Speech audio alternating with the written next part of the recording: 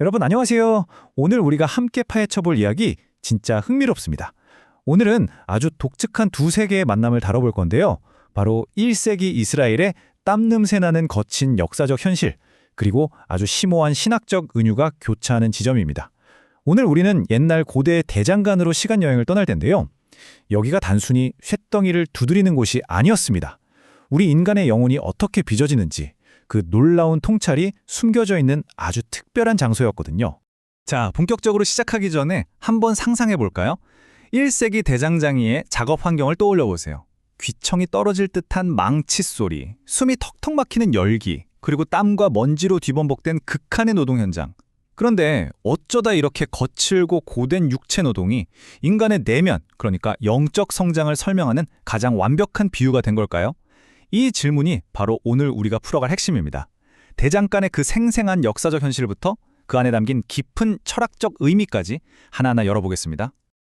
자, 1세기의 이스라엘 마을로 쑥 들어가 봅시다. 당시 대장장이는 요즘으로 치면 그냥 흔한 직업 중 하나가 아니었어요. 농업이 절대적이었던 당시 자급자족 경제에서 대장간은 마을 전체를 굴러가게 만드는 심장, 말 그대로 필수적인 수리센터였습니다. 대장장이가 하루라도 문을 닫으면 농사도 스톱, 건축도 스톱, 일상생활 자체가 완전히 마비돼 버리는 겁니다. 공동체 전체의 경제를 굳건하게 붙들고 있는 닷과도 같은 존재였죠. 그럼 구체적으로 이들이 뭘 만들었는지 살펴볼까요? 진짜 놀라울 정도로 다양한 생존 도구들을 만들어냈습니다. 밭을 갈고 추수할 때 쓰는 쟁기, 낫, 꽃갱이 같은 농기구는 기본 중의 기본이었고요. 또 재미있는 건 당시 목수들과 대장장이가 아주 찰떡궁합으로 협업했다는 겁니다. 집 짓고 가구 만들 때 꼭 필요한 못, 띠새, 경첩, 끌 같은 걸 다 대장장이가 공급했거든요. 심지어 집에서 매일 쓰는 칼이나 등잔거리, 문고리 같은 필수 일상용품까지 전부 이 대장간의 불길 속에서 탄생했습니다. 그야말로 모든 삶의 기반이었던 거죠. 자, 이제 그 도구들이 만들어지는 작업장 안으로 직접 들어왔다고 생각해보세요. 발을 들이자마자 훅 끼치는 숨막히는 열기, 그리고 귀가 멍해질 정도의 엄청난 소음이 여러분을 압도할 겁니다. 화덕에서는 시뻘건 불길이 타오르고 있고 거대한 망치로 쇳덩이를 내려치는 소리가 쉴 새 없이 울려 퍼집니다. 대장장이는 온몸이 땀범벅이 된 채로 그 극한의 피로와 사투를 벌여야 했어요. 영화에 나오는 낭만적인 공간? 전혀 아닙니다. 쇠와 불, 그리고 인간의 땀이 엉겨붙은 치열한 생존 현장 그 자체였습니다. 실제 단조 과정은 고도의 집중력과 체력을 쫙쫙 뽑아내는 일이었습니다. 단계별로 짚어볼까요? 첫째, 엄청난 온도를 만들어내야 하니까 가죽으로 만든 풀물을 미친 듯이 펌프질합니다. 공기를 불어넣어서 쇠를 흐물흐물하게 만들 고온을 끌어내는 거죠. 둘째, 그 시뻘걸 재를 단단한 모루 위에 올리고 묵직한 망치로 사정없이 두드립니다. 이 쾅쾅 내리치는 타격을 통해서 모양도 잡고 안쪽에 숨은 불순물도 쫙 빼내는 거예요. 마지막으로 그 뜨겁게 달아오른 쇠를 차가운 물에 푹 담그는 담금질을 하죠. 치익하고 증기가 피어오르는 바로 그 순간 강철의 단단함이 극대화되는 겁니다. 이 모든 과정이 진짜 사람 진을 쏙 빼놓는 노동이었습니다. 이렇게 뼈를 깎는 혹독한 육체 노동을 견뎌냈으니까 당연히 대장장이는 마을 공동체에서 엄청난 존경을 받았습니다. 아무나 할 수 있는 일이 아니잖아요. 이 복잡하고 위험한 기술은 그 자체로 굉장한 자산이었기 때문에 주로 아버지에서 아들로만, 그러니까 가업의 형태로 아주 엄격하게 보호되고 전승되었습니다. 이런 철저한 훈련과 계승 과정이 훗날 사람들에게 성실한 직업적 소명을 보여주는 훌륭한 모델로 자리 잡게 됩니다. 여기서 아주 중요한 철학 하나가 등장합니다. 바로 정직함이에요. 대장장이들 사이에 이런 말이 있습니다. 쇠는 거짓말을 하지 않는다. 무슨 말이냐면 쇠를 정확한 온도로 제대로 달구지 않거나 정성껏 두드리지 않으면 결국 나중에 쓸 때 뚝 부러지고 맙니다.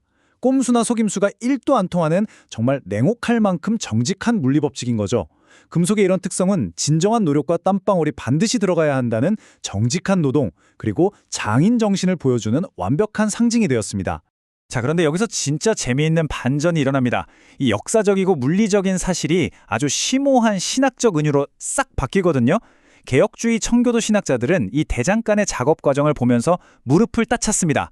그리고 성화, 영어로 sanctification이라는 개념을 떠올렸죠. 그들은 하나님을 위대한 대장장이로 본 겁니다. 대장장이가 쇠를 불에 달구고 망치로 쳐서 불순물을 쫙 빼내듯이 하나님도 삶의 시련이라는 풀못불을 통해서 우리 영혼의 불순물을 제거하시고 우리를 거룩하고 쓸모있는 도구로 빚어가신다는 거죠. 정말 절묘하지 않나요? 이런 신학적 은유가 그냥 나온 게 아니고요. 아주 탄탄한 성경적 토대가 있습니다. 잠언 25장 4절 말씀을 보면요. 은에서 찌꺼기를 제하라. 그리하면 장색에 쓸만한 그릇이 나올 것이요 라고 기록되어 있습니다. 금속을 뜨겁게 녹여서 찌꺼기를 분리해내는 이 대장간의 물리적 작업이 어떻게 인간의 영혼을 정련하는 영적인 과정으로 해석되었는지 아주 선명하게 보여주는 대목이죠. 그러니까 이 진짜 대장간의 물리적 단련과 영적인 단련의 세계가 어떻게 연결되는지 한번 딱 붙여서 비교해 볼까요? 물리적 세계에서 철은 극도의 열기를 견디고 사정없이 떨어지는 망치질을 버텨내고 차가운 물에 급속 냉각되면서 강해집니다. 청교도들은 이걸 영적인 세계로 그대로 가져왔어요. 우리 삶에 훅 들어오는 고통스러운 시련의 열기, 묵묵히 버텨내야 하는 역경의 망치질, 그리고 세상 유혹을 이겨내는 급속 냉각의 과정. 이걸 다 거치고 나면 결국 우리는 더 크고 높은 목적을 위해 쓰임받는 아주 단단하고 유용한 도구로 완성된다는 겁니다. 브릿지 역할이 완벽하죠. 청교도들은 이 대장간 비유에서 세 가지 아주 핵심적인 교훈을 뽑아냈습니다. 첫째는 풀못불의 섭리입니다. 대장장이가 아무 이유 없이 쇳덩이를 불에 던져넣지 않잖아요. 마찬가지로 삶의 고난도 우리를 망가뜨리려는 게 아니라 더 나은 모습으로 변화시키려는 분명한 목적이 있다는 겁니다. 둘째는 모류 위의 인내입니다. 망치질을 묵묵히 견뎌낸 쇠만이 날카로운 칼이 되듯 묵묵한 인내가 흔들리지 않는 믿음을 만들어낸다는 거죠. 그리고 셋째, 유용한 도구로의 부르심입니다. 불품없던 거친 쇳덩이가 대장장의 손을 거쳐 귀한 농기구가 되듯이 우리도 완전히 새로운 목적을 위해 재창조되는 존재라는 의미입니다. 자, 이제 흩어져 있던 조각들을 하나로 맞춰보면요. 1세기의 대장장이는 그냥 동네 철물점 아저씨가 아니라 위대한 창조적 노동의 상징이었습니다. 대장간 밖에서 들으면 쾅쾅 쇠를 내리치는 소리가 마치 뭔가를 부수고 파괴하는 폭력적인 소음처럼 들릴 수 있어요. 하지만 그 안에서 실제로 벌어지는 일은 낡고 녹슨 거친 쇳덩어리가 완전히 새롭고 쓸모있는 도구로 다시 태어나는 눈부시게 아름다운 재창조의 과정인 겁니다. 자, 이제 여러분께 질문 하나를 던지면서 마무리해보려고 합니다. 1세기 이스라엘의 대장간에서 시작된 이 이야기가 지금 여러분의 삶에는 어떻게 다가오시나요? 만약 우리가 겪고 있는 크고 작은 삶의 시련들이 쇠를 단련하는 대장간이라면 지금 여러분이라는 모루 위에서는 과연 어떤 훌륭하고 강인한 도구가 벼려지고 있을까요? 한 번쯤 깊이 생각해 볼 만한 주제죠. 오늘 준비한 해설은 여기까지입니다. 함께해 주셔서 감사합니다.